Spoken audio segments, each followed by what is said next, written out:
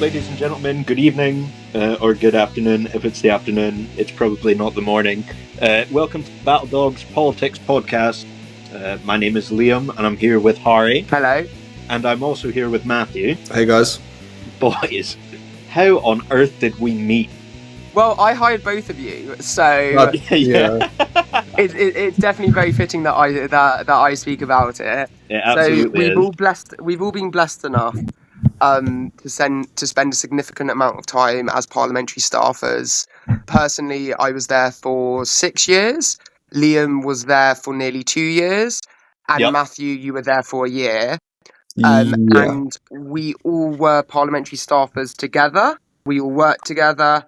And one of the main reasons for this podcast coming together is not only our shared views or shared ideological background of libertarianism, but also the fact that, and we saw this time and time again in our work and time again when we speak with friends about politics, is that the perception of how things happen in government, how MPs' offices work, and how things in the country generally get done or political decisions are made in Parliament, how that perception from the outside is just completely wrong. How without having experience, whether it's Matthew with a year, Liam with 2 years, or me with 6 years, whatever that, however much experience you have, you realise that things are run so differently to the public perception of how things are run, how decisions are made.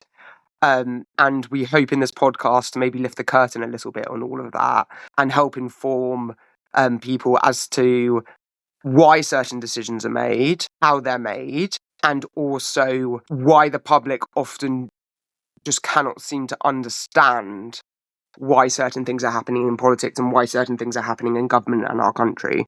Yeah. I mean, I was reflecting on this the other day, and it occurred to me that the very way I think about politics has totally changed since I got that peek behind the curtain. And I think there's another side to it as well, that MPs of all parties, are very performative. Yes. Yeah. So I see, and we've all seen it, loads of grassroots effort being put into a early day motion, getting people to sign an early day motion. Yeah. Loads of grassroots efforts being put into a petition or something like that. Opposition Day debate. Opposition Day debate is a great example where parties have no interest in anything other than playing politics and trying to screw each other over.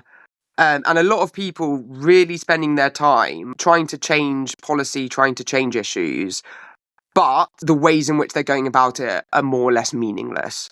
Yes. So an early day motion isn't worth anything. Yeah. You know, you can have 50 MPs signed up to your early day motion. That might seem like a lot, when in actual fact, it doesn't matter how many MPs sign an early day motion, it means absolutely nothing. Well, unless it's Jim Shannon's one about Dolly Parton.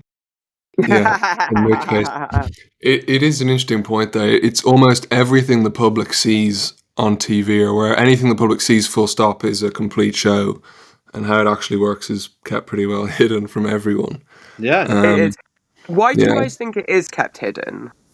It's probably more difficult to sell. Things are easy to sell that are sort of simple and immediate, when in reality politics is a hard slog where everyone needs to compromise all the time and no one's satisfied with the conclusion. Yeah. I think that's true. I also think particularly in the UK, there's a real lack of civic education. Oh, absolutely. And I think that's one of the main problems as well. Just a complete lack of civic education and a lack of understanding of how Parliament works, how laws are passed. I think even something as simple as, who gets to speak in Parliament and why. I think the vast majority of the country just wouldn't be aware of that or wouldn't understand it, even if they're politically engaged. And I think that often does come from a lack of civic education.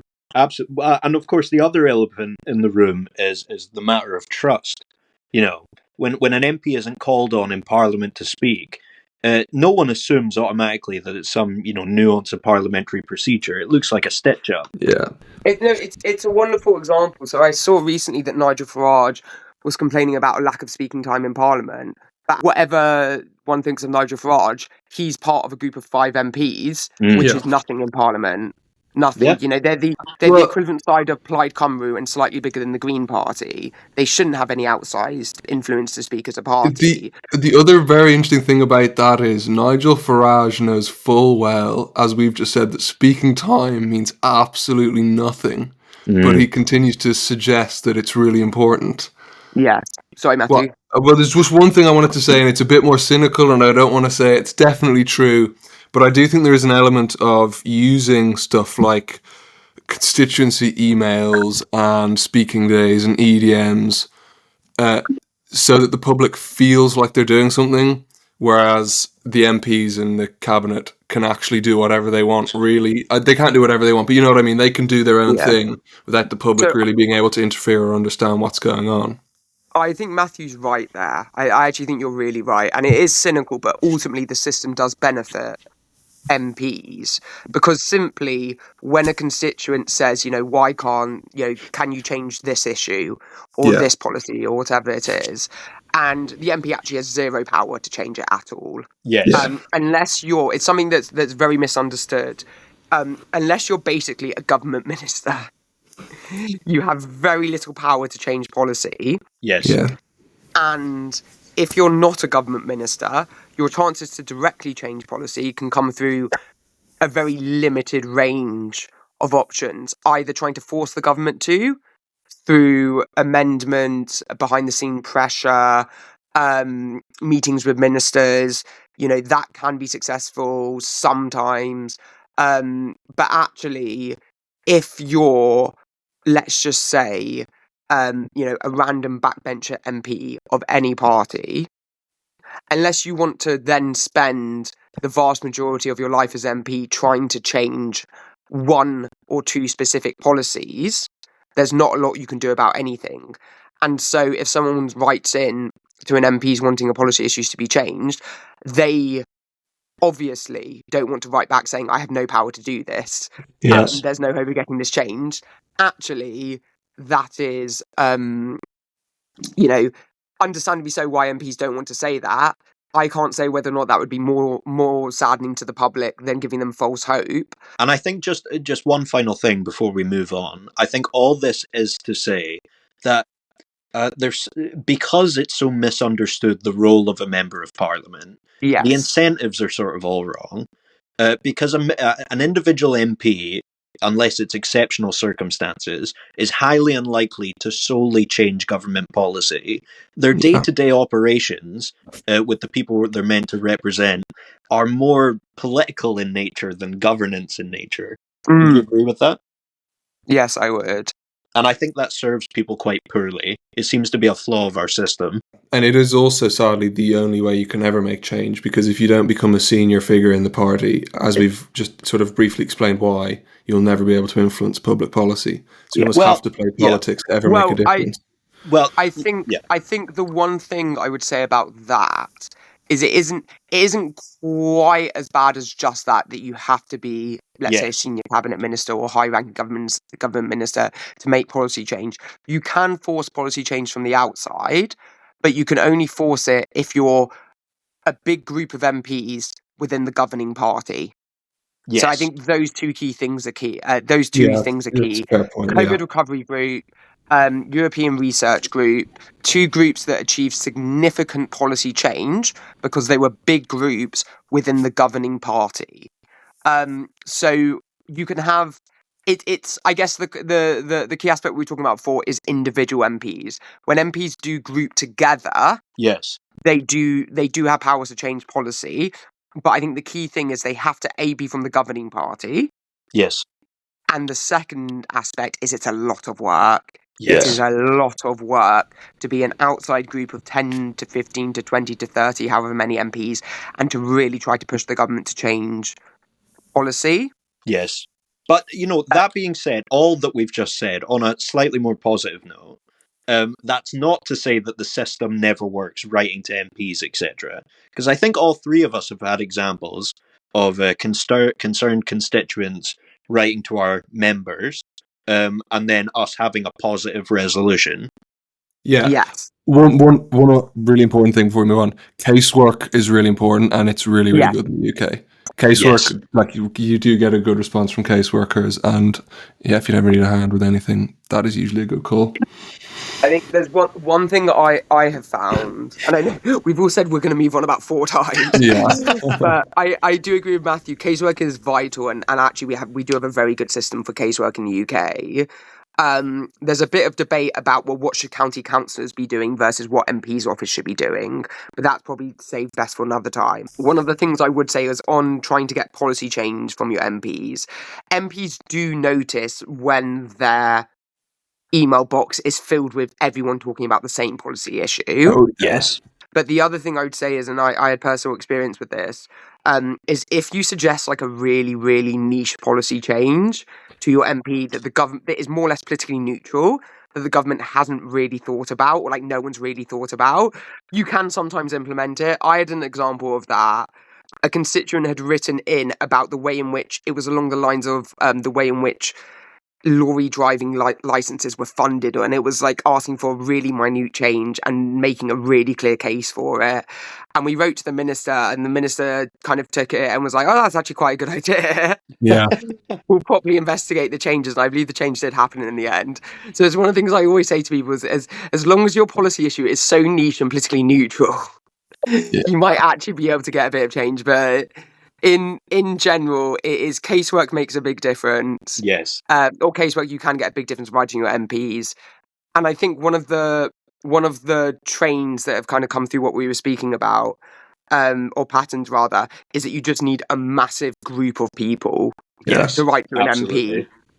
And then depending on the MP, some may react to it and some might not. One thing just to say and to wrap around is when we're speaking about how little policy change can be achieved through MP's office and a lack of kind of public knowledge about that, we're only really talking about national policy. Yes. We're not talking about local issues. Yeah.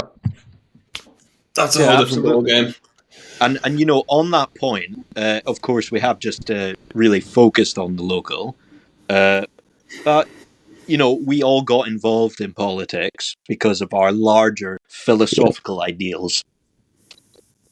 That's me trying to segue. No, I know it was an excellent segue. What philosophical ideals would those be, Liam? By God, I think they might go by the name, broadly defined, of libertarianism. Never What's heard that? of it. Have you not? Yeah, Well, what's perhaps, libertarianism? Harry, maybe the folks at home haven't heard of it either. So what might be good is if we all go round in a triangle, if you will, and discuss what libertarianism means to us. All right, I'm not starting. I'm going to let you guys take the lead. I will start. I will take the baton. Please, Harry. Okay, cool. So I think it's important to say that one of the uniting features all three of us have is at the very least having our political ideology, our approach to political issues, and our approach to modern British politics coming from a libertarian bend. Yeah. And So- that we're all devilishly charming. And Well, we're all devilishly, my of course. That goes hand in hand with libertarianism. It well, does. yeah, Right. that's on the. I'm pretty sure that's like a big part of the libertarian entrance exam. All three of us would broadly define ourselves as libertarians. Now, libertarianism is unfortunately very often defined by what is American libertarianism. UK libertarianism very much came through the Austrian School of Economics. So the Austrian School of Economics, which is broadly the basis for UK libertarianism, developed through economic theorists such as Karl Menger, who invented the concept of marginal utility, such as Mises, such as Friedrich von Hayek. We won't go into their individual differences or the kind of we could spend an hour speaking about the broad and long history of UK-based libertarianism and who it's based on, etc. But broadly, UK libertarianism, I just want to make the point that UK libertarianism / classical liberalism is different to American libertarianism. Now, what is libertarianism? What is libertarianism to me? I would broadly define it within 3 freedoms: monetary freedom, economic freedom, and social freedom. I consider myself a Hayekian. I very much follow all of the writings of Friedrich Hayek, and consider him to be one one of the greatest economists ever, if not the greatest ever, monetary freedom, economic freedom, and social freedom. I think they're all interconnected. They all help to lead to each other. Monetary freedom is something that is really, really misunderstood when people look at libertarianism, look at the Austrian School of Economics, and look at what certain figures within right-wing economics speak about. The current monetary system was effectively invented by the end of the Bretton Woods Agreement in 1971. That severed the ties between the US dollar and the value of gold. Since then, we have seen the supply of money shoot up across all modern economies.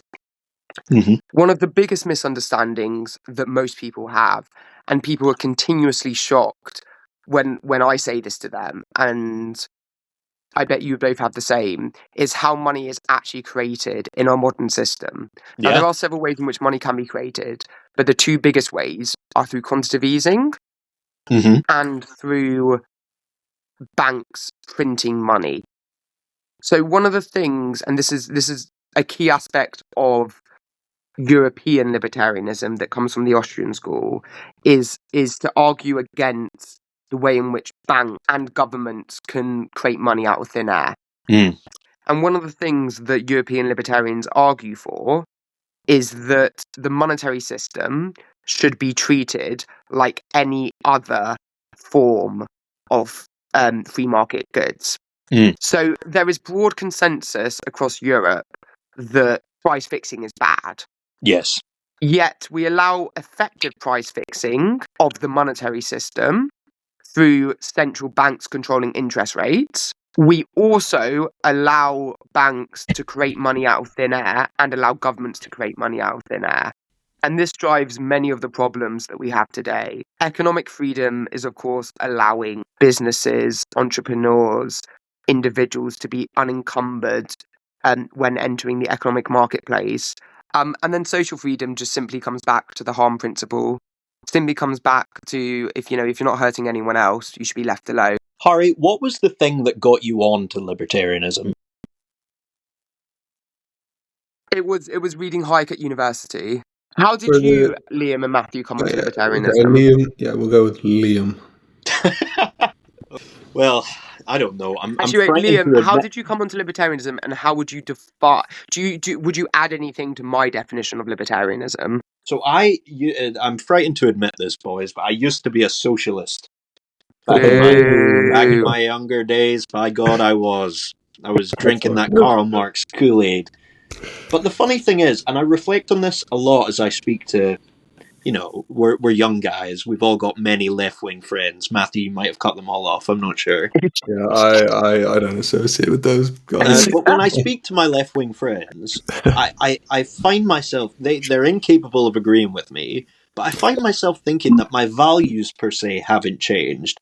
So I came to libertarianism in regard to what Harry described as economic and monetary freedom when I was at university, also reading Hayek's The Use of Knowledge in Society, which for anyone interested, I would suggest is the most fantastic starting point. Yes. So really quickly for the folks at home, you might be wondering what the Use of Knowledge Society basically says. It's an essay that conceptualizes the market, so that's all the different people trading in a country, say, as a matrix of individuals. That's a big group of individuals with sort of complex incentives. Everyone's got their own position in life. Everyone's got their own thing they produce, and everyone's got their own thing they want. Hayek basically argues that the best way for those people to trade their goods and maximize their profits is to do so in a free market system.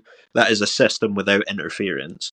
And when a system becomes interfered with, for instance, when a government puts in a tariff or a tax, people's incentives change. So the purpose of the market is no longer people to trade for their mutual self-interest, but for people to basically maximize their self-interest, which leaves everyone else worse off. The key point of Hayek's argument is that knowledge is basically unknowable by anyone other than in a particular transaction. So, of course, when a government goes to interfere with a market process, for instance, subsidizing something, or once again putting in a tariff to, say, prioritize domestic production, They don't know the sort of complex incentives of each individual in that matrix, and the result can only be that those incentives are thrown off, and the result is not a mutually beneficial transaction. So the use of knowledge in society, fantastic starting point. But it really just confirmed to me, I think,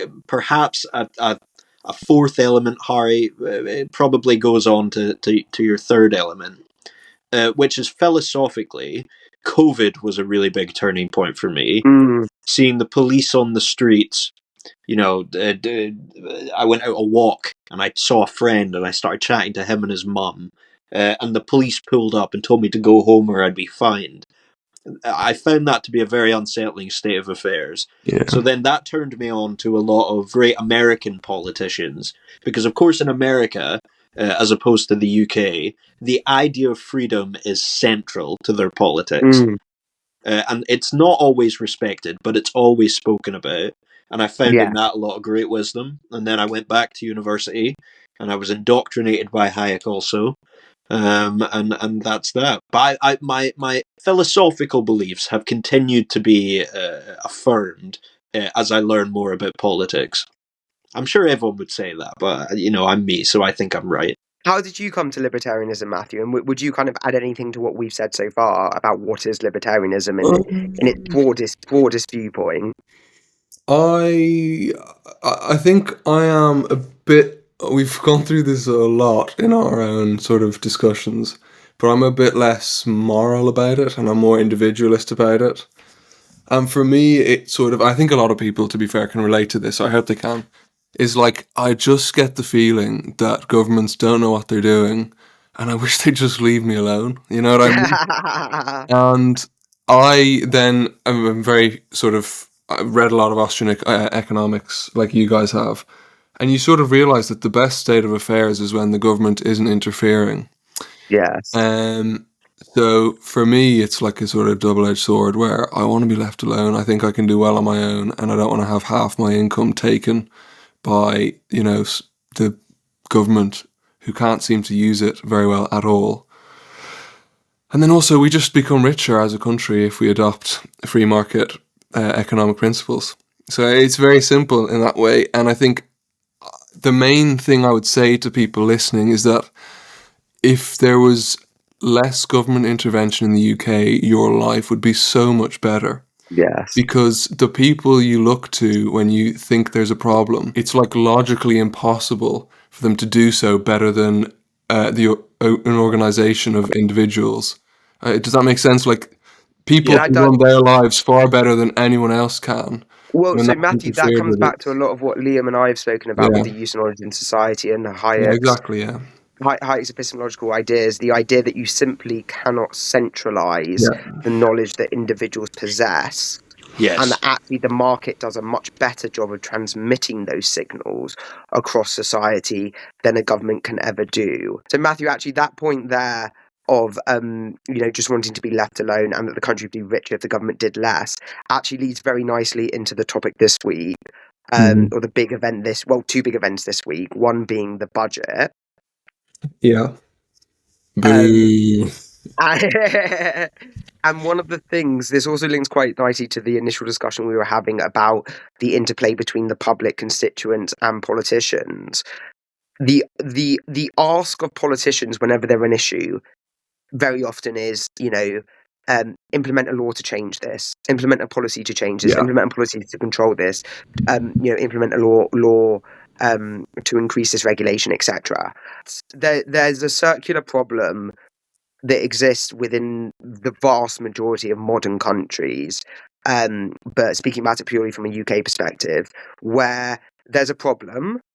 The problem is very often caused by too much red tape, too much government interference, too many government projects or initiatives that failed.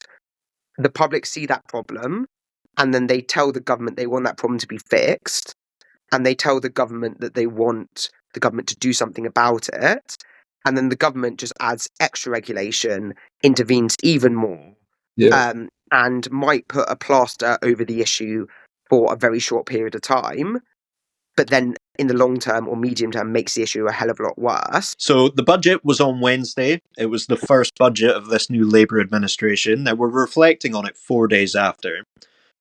So there was some immediate market turmoil, or it's, I guess not immediate. It wasn't immediate, then it was, and then it wasn't.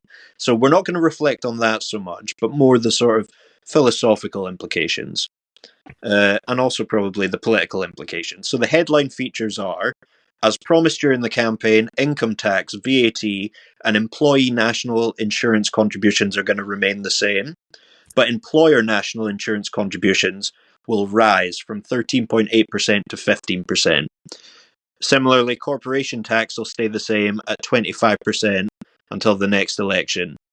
The legal minimum wage for over 21s will rise. They're also going after the vapes and tinnies, a new flat rate of £2.20 per 10 millilitres of vaping liquid, and the tax on tobacco is going to increase by 2% above inflation. Other important points, exemptions for farmers inheriting farmland will be made less generous from 2026. I hear the tractors will be out on protest. And all in all, Labour says this budget will raise taxes by about £40 billion. And that's to fund the NHS and other public services. And finally, by God, can't believe I forgot this in my roundup, capital gains tax on shares and other assets will rise from 10% to 18% and 20% to 24% on the top earners. That is bad. It's a huge increase, really big increase. And particularly for the basic taxpayers, 10% to 18%. There's a lot of people, and we experienced this sometime when we were working in Parliament, of people earning a small amount of money from the kind of things that capital gains tax applies to, and they're not living particularly wealthy, but they're making a living, and things like this will just decimate them, absolutely decimate them. And for entrepreneurship in the country, Yeah.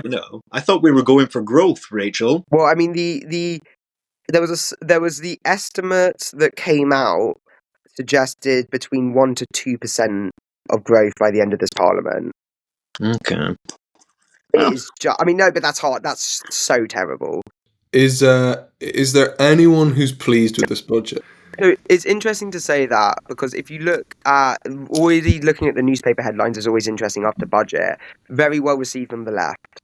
Very well received by the Mirror, very well received by the Guardian. The Times was neutral about it. Mail was against. I can't remember what the Sun said, and obviously the Telegraph was against it. The Sun was very happy because they froze fuel duty. Again, and that's one of their big campaigns. But actually, this budget was very well received on the left. I think something that we need to remember is that where taxes were already before this budget was any social democratic country's paradise. Yes. Before this budget, taxes were at the highest level, or over the last Parliament rather, taxes reached their highest level since World War II. Yes. And at the same time, public services were in some of the worst states they've ever been in. And also, I was under the impression that economists widely had begun to recognise that the UK was probably at its taxable limit. Yeah, so there was a very good paper released by Politea.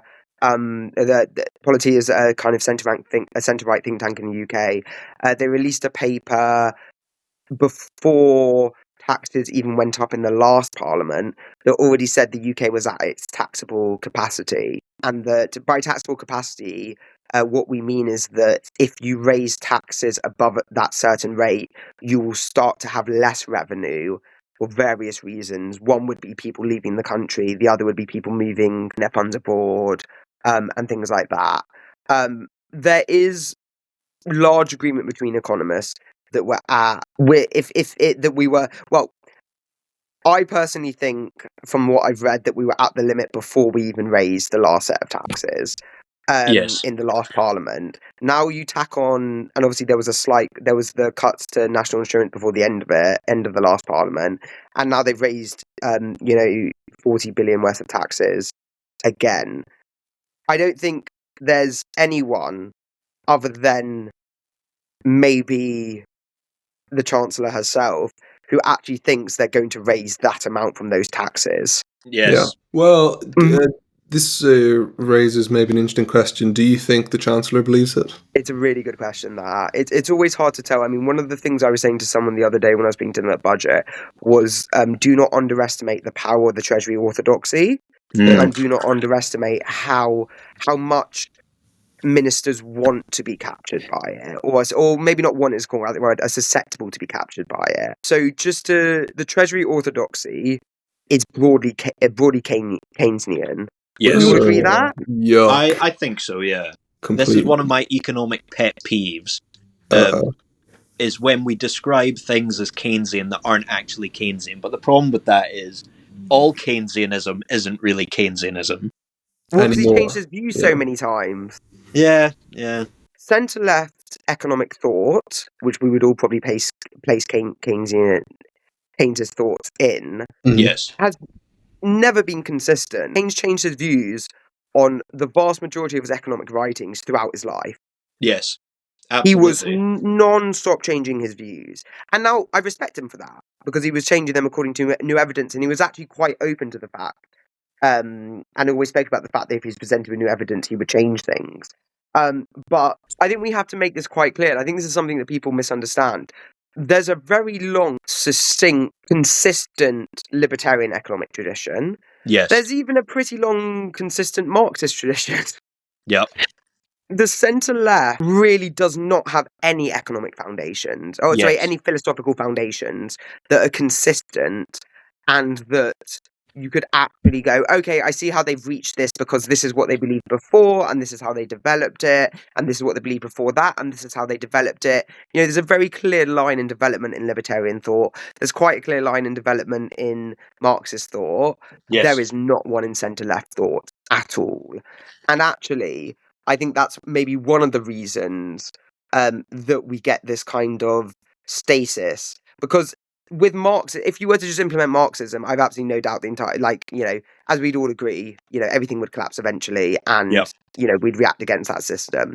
But one of the things of having incredibly inconsistent economic views, also having the entire power of the state at your hands, is that you can keep things bad, but not really, really, really bad for a while. Things can just constantly get slightly worse over a long period of time. So what we saw in this past, just kind of looping back to the budget, and does Rachel Reeves really believe that this budget's going to work? I think she does. And I think that a lot of the Treasury orthodoxy who would have advised her on this probably do as well. Now, one of the reasons I would say that it's actually quite easy for them to believe this stuff is because they don't have a long, consistent, true philosophical understanding of economics through the centre left and throughout history, and that means it's very easy for them to convince themselves that you can solve a lot of our problems with budgets like this, and it's much easier to convince oneself of, if you just raise taxes and throw more money at problems, they'll be solved. So, Harry, you raised two very interesting points there. The first is, for the folks at home, maybe we should explain a little bit of what we mean by Keynesianism, right? So, John Maynard Keynes wrote a theory during the Second World War that was widely adopted afterwards that basically said, as a result of the massive shock of the war on Western economies, the government could spend essentially a lot of money to put some of that sort of productive capacity to use. So that was the origins of Keynes's theory. But the other interesting thing you said, Harry, is that obviously that's not really the case anymore. So what Keynesianism has become is, exactly as you say, a sort of status quo tyranny where we've all just assumed that tax and spend can fix our problems, and there is no intellectual basis for it. To be fair, to go down the theoretical rabbit hole, that actually is Keynesianism, because he wrote that infamous equation Y equals C plus I plus G, which is that a country's income is equal to its consumption plus its investment plus its government expenditure. And that means that a lot of these economists at the Treasury take out this old Keynesian equation and they go, well, hang on a minute, if we can borrow money from somewhere else and just increase G, government expenditure, then we can grow our income or our output. And that is true to an extent, but as soon as you get into Austrian economics, you realise it's extremely flawed and actually the cause for all boom-bust cycles that Yes, have absolutely. devastated normal Britons for, well, many times over. But we can't get into that. But Keynesianism is very bad, and the Treasury is definitely beholden to it. And I Another think point. even if we don't necessarily call it Keynesianism, we can at least call it modern centre-left economic orthodoxy. Yeah, exactly. Absolutely. Another point Harry made, I think this is really actually an important point generally for if you're ever analysing economics or politics. Things don't have to go bad for things to be going wrong. Things could be going well, but if we had the opportunity to be doing twice as well, then we're still doing badly. Does that make sense? So you might think, That's a it's really good okay point, because the waiting list is dropped by 2 weeks. It's like, no, the waiting list for the NHS, a waiting list for your healthcare, there shouldn't be a waiting list. It's not like, things are getting better. It's, no, what could we be doing? And if you look around the world, you can see various countries where things work so much better than in the UK. So things don't have to go bad for things to be going wrong, if that makes sense. And I think that's important to realise. I think within the current UK economy, things are just going terrible. That's a good point, to be fair. In the UK, things are just bad. So, Yeah, I think you've said this before, and you make a very fair point. And you're definitely right that just because things are going well doesn't mean things wouldn't go better under a truly free market system. But I think we can all definitely agree that things are just going badly in the UK at the moment. And I think on that point, I mean, Matthew, you asked who likes the budget. A very important point is who thinks things are going well and who sincerely believes this budget's going to fix anything. It's a great question. So one of the most interesting things about the government at the moment is that it's the most unpopular incoming government ever. Yeah. And Keir Starmer's approval rating is now was lower than Rishi Sunak's until he ended his time as Conservative leader this weekend. This is a very unpopular government. This isn't Blair coming in. This is a very unpopular government. So in the last general election, I think we'd all agree people were voting against the Tories. They weren't voting for Labour. Yeah. Yes. This often comes back to one of the first points we spoke about public perception of MPs and politicians versus reality. I think everyone knew Labour were lying during the election when they spoke about the fact that they wouldn't raise taxes on working people. Yes. And now suddenly we've spent the past kind of 3 weeks of Labour changing the definition of what a working person is. Yes. And that they were simply lying during the general election. I think there's absolutely no doubt about that. And then suddenly there was a black hole in the finances that they found afterwards and all this kind of nonsense that they tried to say. But one of the most interesting things is not only this is an unpopular government, the public perception from all of the polling is very negative. The public don't expect things to get better. So if you combine an unpopular government with a public that is very, very negative and don't expect things to really get better, you actually need so much change. Because it's not, if things just start to slightly improve, that's not going to shift the public because the public is in a very negative mindset. Yes. Things would need to significantly improve to actually be able to shift the public's mindset about both the government and the economy as a whole. Now, while I think we'd all agree that this budget isn't going to raise as much as they think it is, no, and that actually a lot of their targeted areas are just simply wrong. Yes. I think one of the core problems that neither party is willing to address at the moment is there are just, in my personal opinion, I'd be interested in your takes on this, and this does relate to budget, because the budget simply does not address the underlying problems that the British economy has. Now, I would argue there are 3 underlying problems that is just simply holding the British economy back, and the budget does nothing to fix any of them. And if we were to fix them, I'm not saying things would be great, but things would be a hell of a lot better. Now, staying away from the monetary system, I would argue the 3 underlying problems are the NHS. Yep. There's a reason, as I always say, that there are only 2 countries in the world that have adopted the same healthcare model that the UK has, and they are Cuba and North Korea.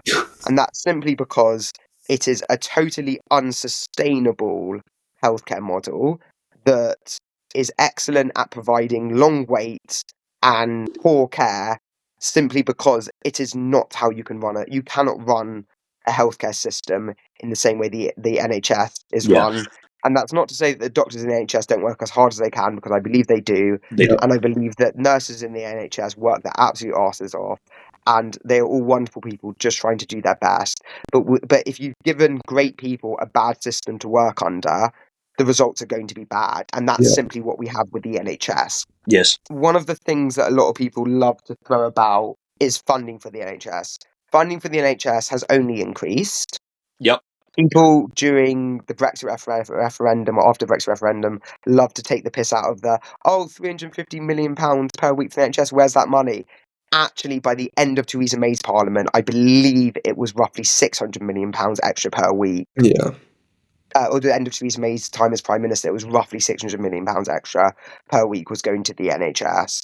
The NHS had a significant increase in funding from this budget, and it did under the last Conservative Parliament as well. So the idea the NHS is underfunded is nonsense. We've simply implemented a bad system that no other countries adopted because it doesn't work. The second big underlying problem, I would say, is the planning system. The reason I would say the planning system is one of the things that I think is underestimated about housing itself is its ability to unlock other forms of economic potential. The planning system itself needs to be totally reformed. Mark Pennington, the professor at King's College London, wrote an excellent paper called Liberating the Land, which was about how to reform the planning system. It was about how to completely change the planning system while bringing people with you. You need to give people the incentives to say yes, but the right to say no to new development.